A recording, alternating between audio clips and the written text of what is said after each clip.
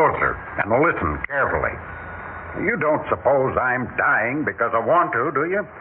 My family, the men all die suddenly. Always have, always will. Doctors can't explain it.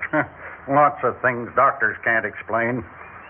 Now, when it comes to dying, it's like everything else. If you want a thing done right, do it yourself, I always say. You can't trust anyone with the details, especially these days with the kind of help you get.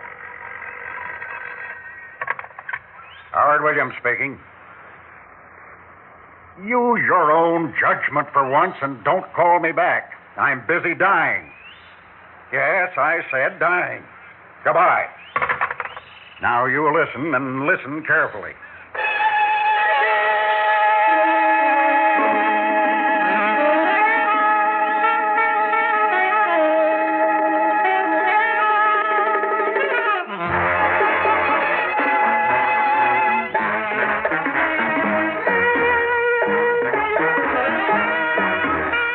Theater 5 presents A Very Private Phone Call.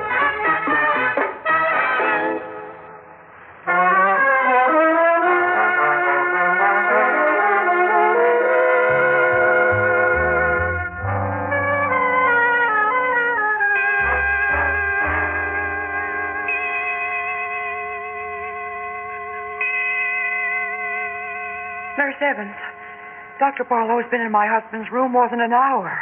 Is something wrong? Now, Mrs. Williams, you mustn't worry. But I am worried. It isn't like Howard to be sick. Well, we all have to be sick sometimes, and Dr. Barlow is very capable. But it's all been so sudden. The way Howard fainted last night, and today he couldn't get out of bed. And now Dr. Barlow won't even let me in the room. Oh, Nurse Evans, I just know something terrible is wrong with Howard. Now, really, worrying won't help, Mrs. Williams. Do let me fix you some coffee. No. And it's no use talking in that soothing way. Howard is going to die. And I'll be left all alone. No, please, you mustn't. And I can't stand being alone. When my father died, I was 27, and I'd kept house for him since I was 16. And then all of a sudden he was gone. And I was alone. Well, we all have to be alone sometimes. But I hate it. I'm not practical. I can't even balance my own checkbook. All I know is how to keep a nice house and entertain. And that's been enough for Howard. He was my father's business partner, you know. After Father died, he looked after things for me, and then, well, we just got married. Of course, he's much older, but I like him. I like my husband very much, Nurse Evans. Even if he won't take me on any trips as he promised he would. Won't take you on any trips? I'm not sure I understand. Around the world. Howard is in shipping, and he owns steamships and plantations and mines in Africa and the South Seas and just everywhere. Places I've longed to go see ever since I read about them when I was a girl. Well, I should think he'd be glad to take you along on his trips, Mrs. Williams. That's just it. He never took any trips. He stayed right here and did all his business by telephone. Do you know how many telephones we have? 13. Before we were married, he promised we'd go around the world on our honeymoon. But then some business came up, and we never went. That's the only thing I have against him in 10 years of marriage. I admire and respect him, and I don't want him to die. I don't want to be left alone again. Now, please, you mustn't let yourself get up. Oh, here's Dr. Barlow. Doctor, how's Howard? Mrs. Williams, your husband wants to speak to you. You must be very brave. You mean he's going to... I'm sorry to say it's only a matter of time, perhaps of minutes. No. He wants some last words with you. Now be strong and don't upset him. I'll try. Good. Go in now. He's waiting for you. All right. Howard. There you are. Took you long enough. I suppose that quack Barlow told you. Oh, Howard, please don't die. Don't go away. Don't leave me all alone. Laura, stop that confounded blubbering. Yes, Howard. I hate crying women, so control yourself. Yes, Howard. Yeah, that's better. Now listen to me. You see those 3 phones on my bedside table? Yes. The black one for your European calls. The white one for your calls to South America. And the red one. The one that never rings. Oh, you've noticed that the red line never rings. That's because it's intended to ring only once. Only one? I said only once. Don't make me repeat myself. Sorry. When that red line rings, you must be here to answer it. When the time comes, you must not fail me. Promise, Laura? I do, Howard, I do. I won't fail you. Well, I'll give you credit for that. You're reliable. I've tried to be a good wife. Have you been satisfied with me? Yes, of course. You run the house very nicely. Well, then don't die. Don't go away and leave me all alone. Stop sniffling. I told you I detest crying women. I'll try. You don't suppose I'm dying because I want to, do you? In my family, the men all die suddenly. Always have, always will. Doctors can't explain it. Lots of things doctors can't explain. Now listen, Laura, and listen carefully. It's the phone. Which phone is it? White one. South America. Well, see who it is. Not at a time like this. It's business. Answer it. Hello? What? Oh, well, just a moment, please. It's Rio de Janeiro. Shall they send your freighter Woodbine on to Tahiti and then Bali, or direct to Australia? Let me have it. Here. Hello, Howard Williams speaking. Use your own judgment and don't call me back. I'm busy dying. Yes, I said dying. That ought to give him something to think about. Howard? Well? Are they really so romantic? Is who so romantic? You know, Rio de Janeiro, Tahiti, Bali. They're all Americanized with neon lights and soda pop machines. Well, just the same, I'd like to see them. I'd like so much to see them. Now we'll never go. You're dying. We'll never go anywhere. Howard? Howard! Doctor! Doctor! What is it, Mrs. Williams? Oh, nurse, my kit. Yes, sir. Hurry! No perceptible pulse. Respiration nil. Now to check the heart. Doctor, is he... For 1 moment. No heartbeat. Yes, I'm afraid so, Mrs. Williams. Your husband is dead. No. Now, you must be strong. Here is a letter he instructed me to give you after his death. Letter? It explains about the red telephone. You know how your husband opposed what he considered fuss and feathers. He expressly demanded no ceremonies of any sort and left positive orders he was not to be embalmed. That means he must be buried within 24 hours. That's the law in this state. Oh, that's so soon. Tomorrow afternoon, he will be laid to rest in a family vault in Rolling Hill Cemetery. Until the mortician comes, I will remain in this room with the body. That is also your husband's order. I see. Also, his wishes are that after the funeral, you will remain either in this room or the adjoining sitting room for 3 full days, not even leaving for meals. I don't understand. Well, it's all explained in his letter. Now, Nurse Evans, please take care of Mrs. Williams. Of course, Doctor. Come with me, Mrs. Williams. You must rest now. He's gone. Howard's gone. Now I'm all alone.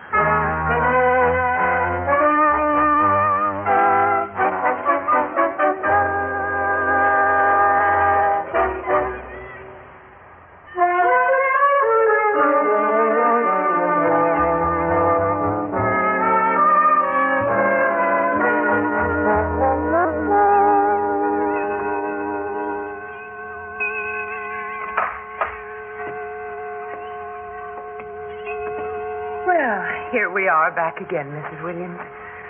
You were very brave.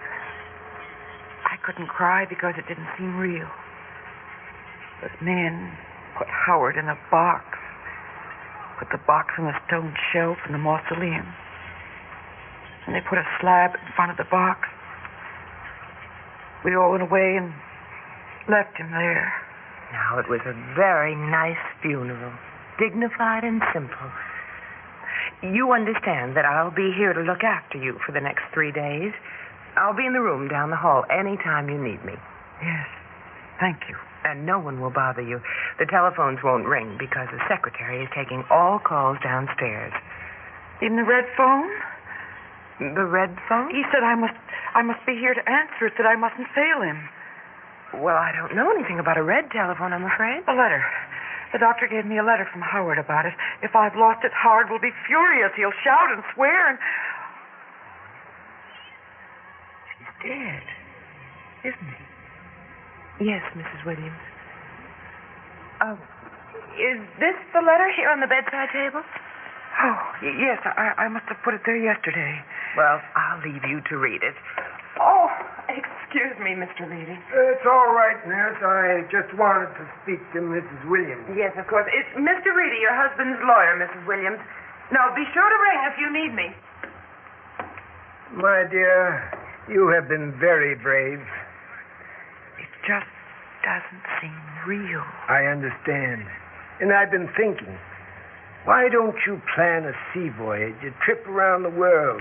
New sights, new faces to help you forget. No, I don't want to do that. You hear? I won't do it. But I always understood You it. don't understand. Those cruises are full of women traveling all alone trying to find a man and never finding one. Well, I won't be one of those awful women traveling every place all alone. But, my now dear... go away and leave me alone. Perhaps I haven't explained my idea correctly.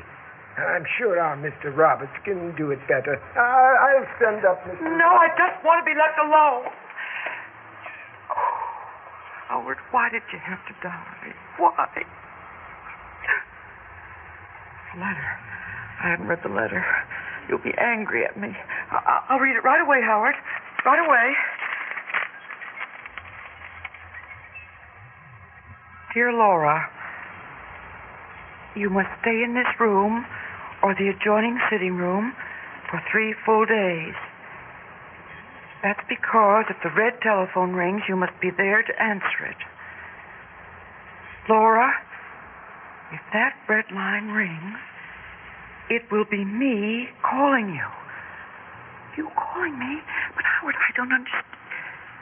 Oh, yes, of course, the letter. For generations, Laura, the men in my family have died suddenly. Those quacks, the doctors can't explain it. It's a family inheritance, that's all. But, are you paying attention, Laura? Sometimes we return to life after being, to all appearances, dead. My goodness. I say sometimes return to life. 5 of my ancestors have done so. 5 we know about. 1 was saved. The others were found with their fingernails ripped off, trying to claw their way out of their coffins. Their bodies were twisted and contorted. Oh, how awful. This must not happen to me. You must not let it happen. That red telephone, it connects to the family mausoleum. As I am laid to rest, the mortician will plug in a wire connecting the red phone to a microphone in the lining of my coffin.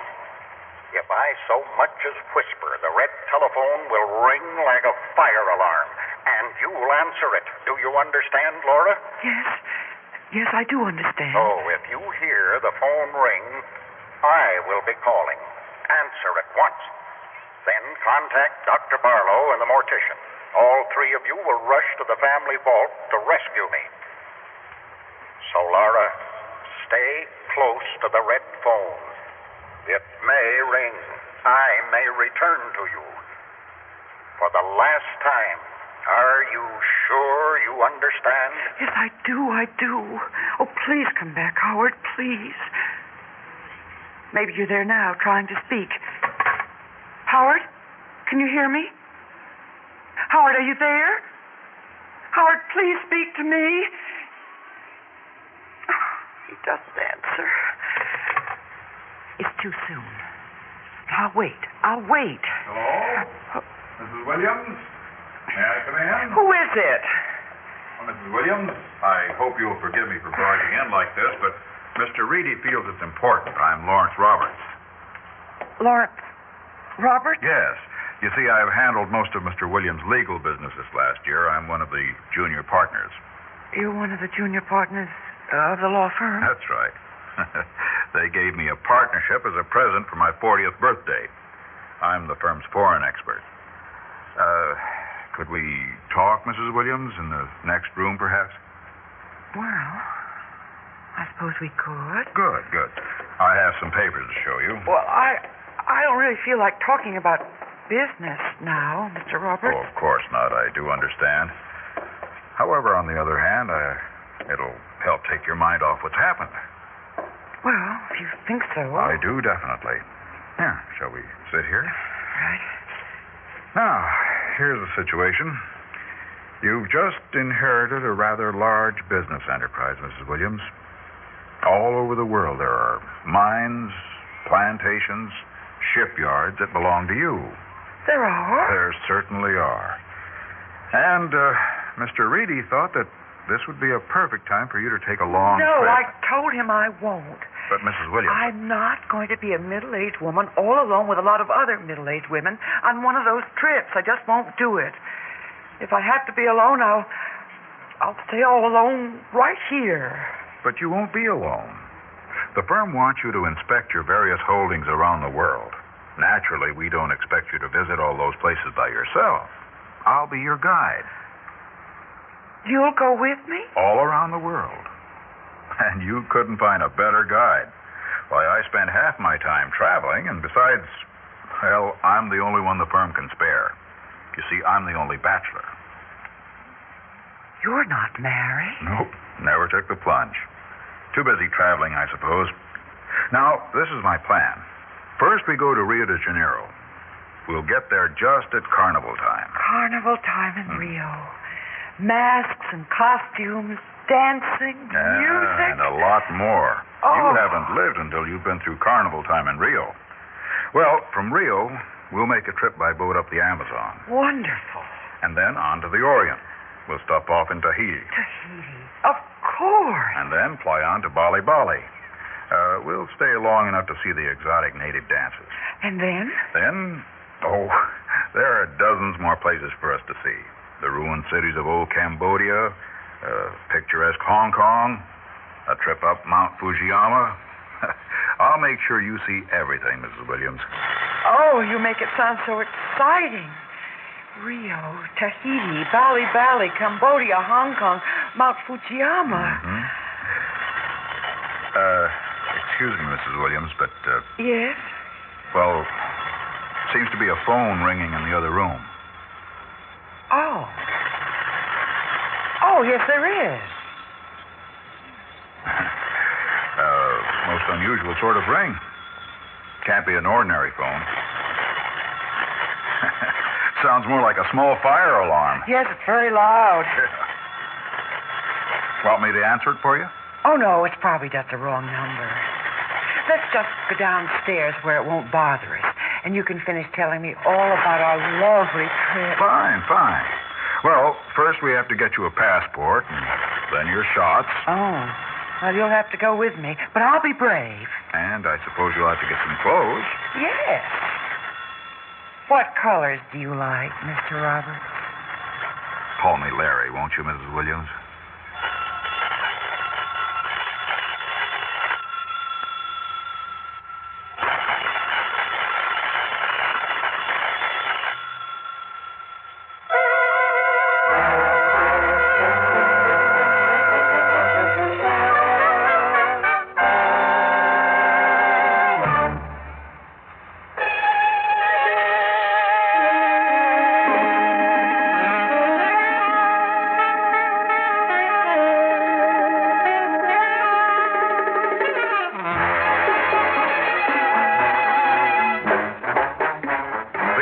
has presented A Very Private Phone Call, written by Robert Arthur and directed by Harry Nelson. In the cast, Joyce Gordon, Ben Yaffe, Gertrude Warner, Hal Burdick, and Ralph Camargo. Audio engineer Marty Folgia. Sound technician Ed Begley.